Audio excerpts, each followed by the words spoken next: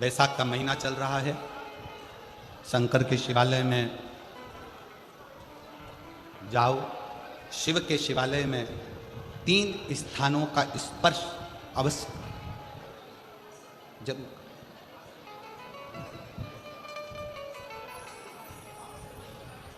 किसी किसी मंदिर में शंकर जी के शिवलिंग को छूने नहीं देते, जैसे दक्षिण साइड में, साउथ में। तो अपने ही घर में जो शिवलिंग है उसके 3 स्थानों का स्पर्श अवश्य समझिए।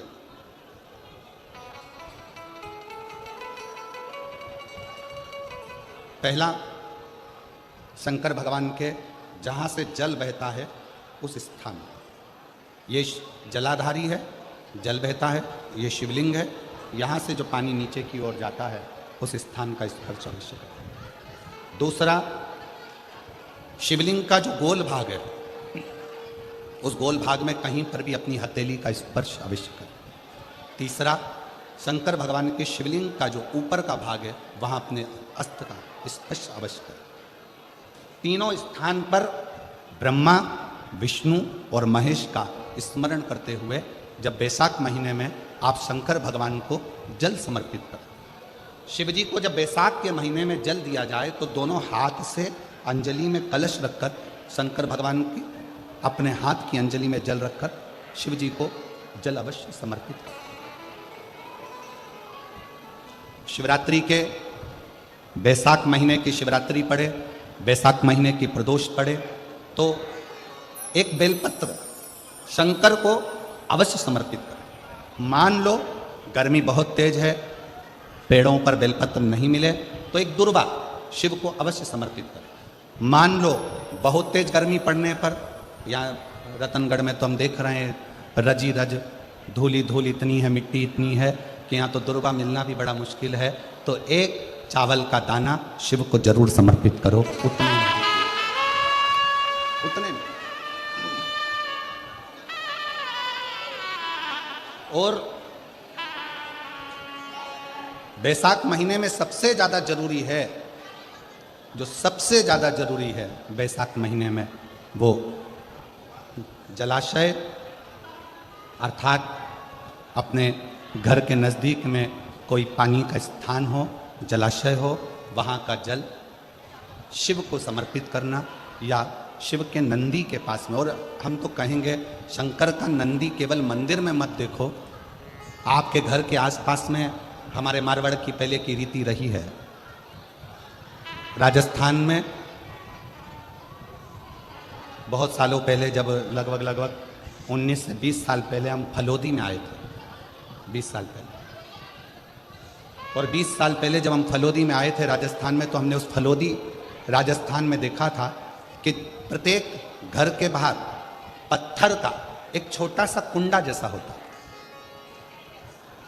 2 चीजें हमने फलोदी राजस्थान में प्रत्येक घर के बाहर 20 साल पहले देखी थी। एक इतना बड़ा कुंडा पत्थर का जिसमें लोग भोजन रख देते हैं, और एक बड़ा सारा कुंडा जिसमें लोग पानी भर देते हैं, जिससे चिड़िया, पशु, पक्षी, गौ माता सब उस पानी को पीती रहे और आपका और हमारा कल्याण होता रहे। इस भाव से प्रयास करो, शिव जी को तो जल समर्पित करो।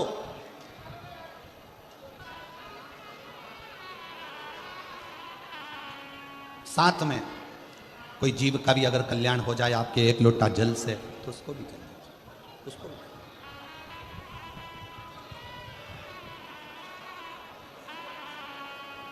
शंकर भगवान ओघड़दानी शिव, जिनका चढ़ा हुआ जल केवल मात्र स्पर्श, आचमन, दर्शन आपका और हमारा कल्याण कर देता।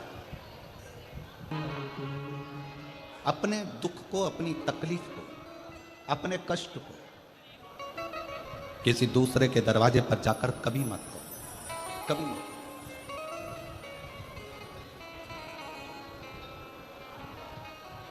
अपने दुख को, अपनी तकलीफ को शिव जी के मंदिर में जब एक लोटा जल चढ़ाने के लिए जाओ, जब शिवालय में एक लोटा जल लेकर जाओ, जल चढ़ाते समय पंचाक्षर षडाक्षर मंत्र का जाप श्री शिवाय नमस्तुभ्यम का जाप करो। और जब शिवलिंग, जलाधारी, ये चरण जहाँ से पानी बहकर नीचे गिरता है, वहाँ अपने हाथ को लगाकर अपने दुख को, अपनी तकलीफ को शंकर के उस अशोक सुंदरी गणेश कार्तिकेय के स्थान का स्पर्श करते हुए बाबा से जरूर कहो कि जैसे ये तुम्हारी बेटी है उसी तरह मैं तुम्हारी बेटी हूँ, जैसे तुम्हारे ये बेटे हैं वैसे मैं तुम्हारा बेटा हूँ। इनके दुख को आपने मिटाया था, मुझे भी अपनी बेटी मानकर मेरे दुख को मिटा दीजिए, मेरे दुख को समाप्त कर दीजिए। किसी से मत कहो पर शिव से कहो, शंकर से कहो।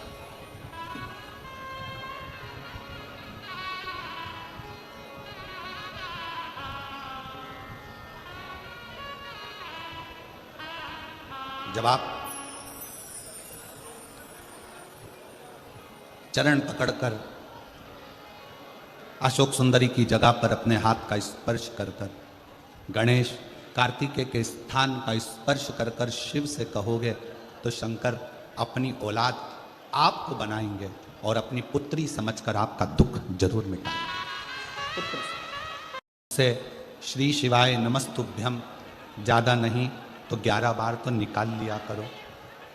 ये शरीर, ये हृदय, ये चित्त, ये वृत्ति परमात्मा के चरणों में क्या की जाए।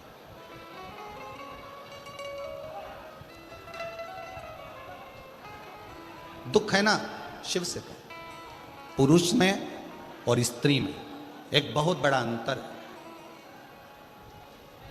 पुरुष में और स्त्री में एक बहुत बड़ा अंतर है।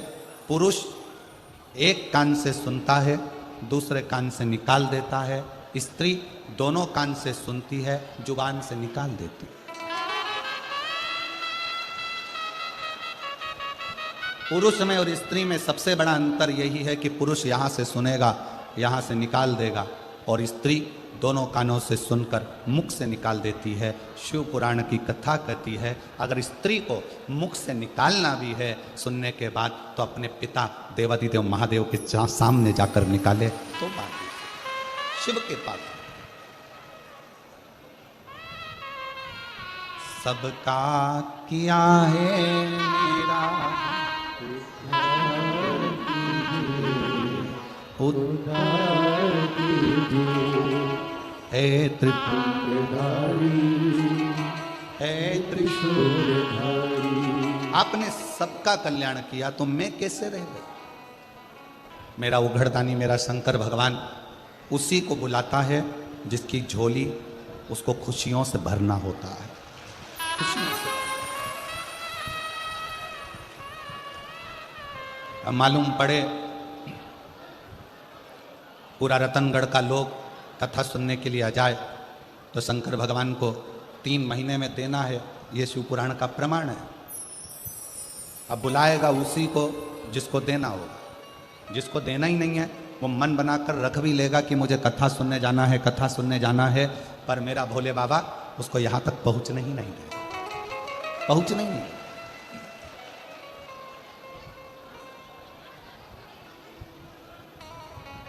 कल कथा में अपन ने श्रवण किया था कि संकल्प आपका होता है और पूरा करने वाला देवादिदेव महादेव। कोई दूसरा नहीं पूरा करेगा, शिव।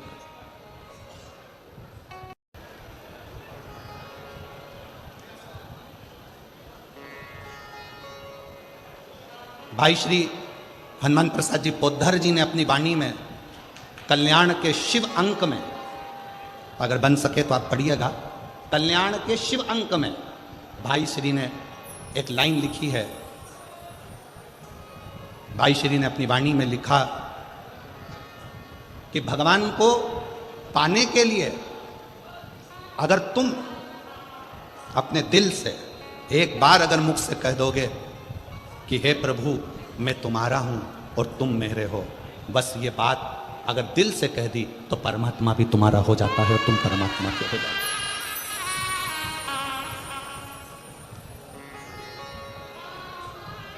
जरूरी नहीं कि उपास करोगे तो भूखे रहना पड़ेगा। व्रती का मतलब क्या होता है? व्रती का मतलब क्या है?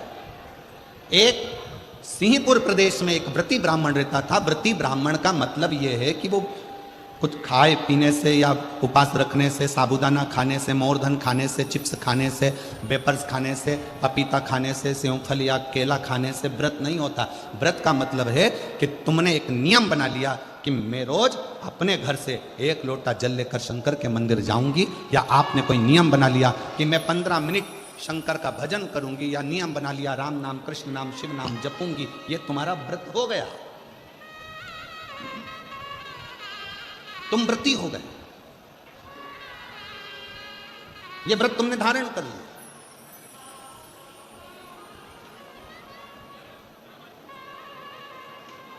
कई माताओं ने नियम बनाया, रतनगढ़ की ही रहने वाली माताएं, कई माताएं रतनगढ़ की ही रहने वाली पंडाल में रह रही है, कई माताएं रतनगढ़ की। उसने नियम लिया कि मुझे 7 दिन कथा सुनना है।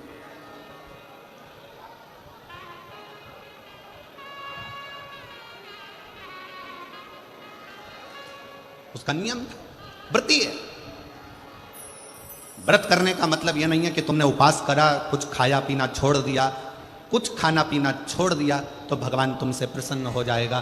शिव महापुराण की कथा कहती है, शंकर भगवान की कथा कहती है, यहाँ शिव पुराण कहती है कि आपका एक व्रत, कुछ भी अपनी जिंदगी में एक संकल्प, एक नियम ले लो, शिव पूरा कर देगा, व्रती हो गया। एक ब्राह्मण रहता था, बड़ा व्रती था, महाव्रती।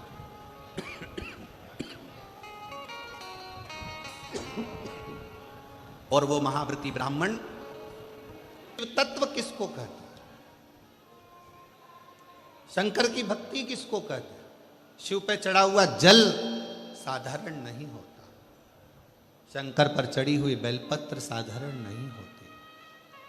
पूज्य संत शिरोमणि श्री कौशिक जी महाराज जी बैठे हैं, जिन्होंने अपनी वाणी में बेलपत्र की महत्वता, शमी पत्र की महत्वता, शमी के वृक्ष की महत्वता, साथ में श्री शिवाय नमस्तुभ्यम की महत्वता अपनी वाणी में निरंतर कही, निरंतर।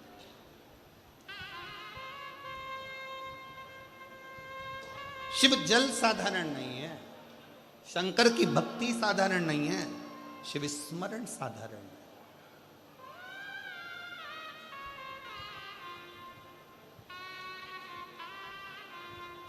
कितना फल है जल का। पार्वती जी को मालूम था शंकर जी को इतनी जल्दी प्रसन्न नहीं कर सकते, तो पार्वती जी ने एक नियम बनाया, पार्थिव शिवलिंग का निर्माण करना और शिव जी पे जल चढ़ाना।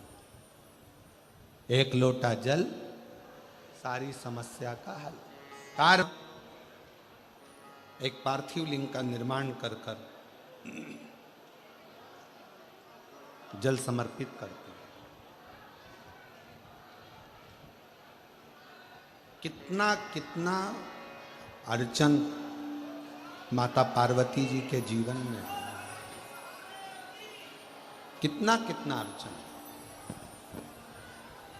माता पार्वती मैया जब जब जल भरने के लिए जलाशय में जाती हैं और शिव जी को जल चढ़ाने के लिए लेकर आती हैं, तो बीच में मगर उनको रोक लेता है।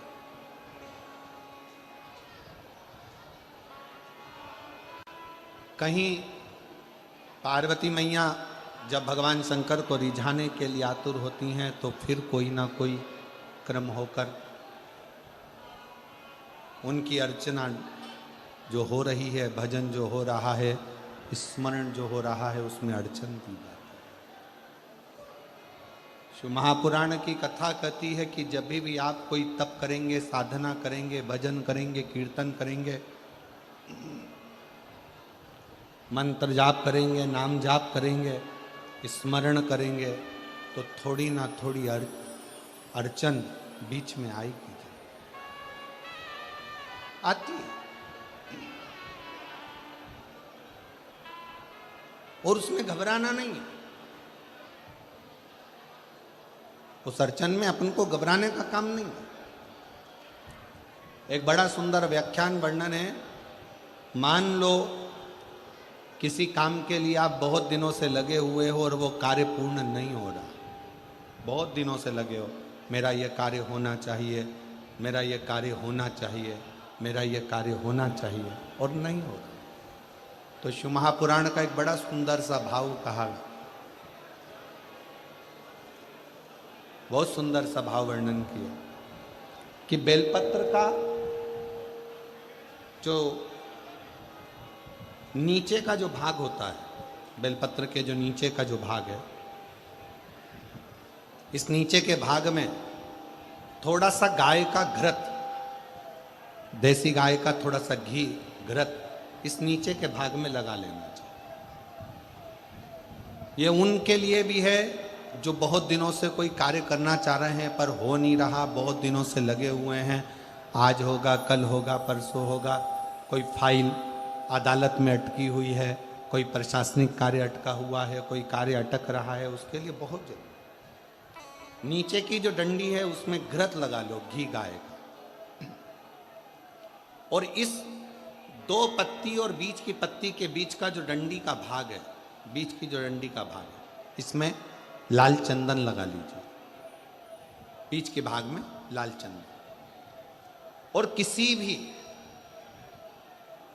प्रदोष के दिन प्रातः से लेकर शाम तक के बीच में, प्रदोष काल के मध्य तक के बीच में कभी भी इस बेलपत्र को शंकर भगवान को, ये जो डंडी का मुख है, ये डंडी का मुख जलाधारी की ओर हो और इस बेलपत्र को शिव जी पर समर्पित कर दो। 1 लोटा जल जो आप लेकर गए हो उसको 3 बार इसी बेलपत्र को चढ़ाने के बाद जो जल लेकर गए हो वो 3 बार अपनी कामना कर कर इस बेलपत्र पर समर्पित कर दो। इसी बेलपत्र को वापिस लेकर आ जाइए और अपने कोई भी स्थान पर, पूजन वाला आदि कोई भी स्थान हो वहाँ उसको रखिए। 3 महीना तो जाने दो, अगर बाबा ने चाहा तो 15 दिन भी नहीं लगने देगा और कार्य की सफलता जरूर, कार्य की सफलता जरूर। शिव उपासना पार्वती जी के जीवन में, माता पार्वती जी के जीवन के अंतर्गत कितनी कितनी अड़चन है, कितनी अड़चन, पर